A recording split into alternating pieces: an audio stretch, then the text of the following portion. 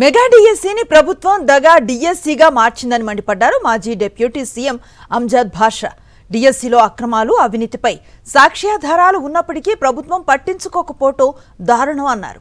చంద్రబాబు నాయుడికి ఏమాత్రం చిత్తశుద్ధి ఉన్నా నారా లోకేష్ డిఎస్సీ అక్రమాలకు పాల్పడలేదని నమ్ముతున్న సిబిఐ విచారణకు ఆదేశాలు ఇవ్వాలని డిమాండ్ చేశారు అంజద్ భాషా.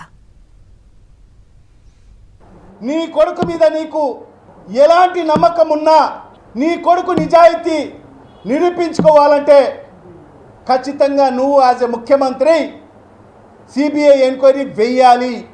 ఎందుకంటే రేపు 17వ తేదీ నుంచి అసెంబ్లీ సమావేశాలు కూడా జరగబోతున్నాయి. మరి ఆ అసెంబ్లీ సమావేశంలోనే ఖచ్చితంగా నువ్వు ప్రకటన చెయ్యి, నేను సిబిఐ డిఎస్సి మెగా డిఎస్సి మీద సిబిఐ ఎంక్వైరీ వేస్తున్నానని చెప్పి ప్రకటన చేయాలని చెప్పి కూడా ఈ సందర్భంగా ఈ రాష్ట్ర ముఖ్యమంత్రి నారా చంద్రబాబు నాయుడు గారిని డిమాండ్ చేస్తూ ఉన్నాం.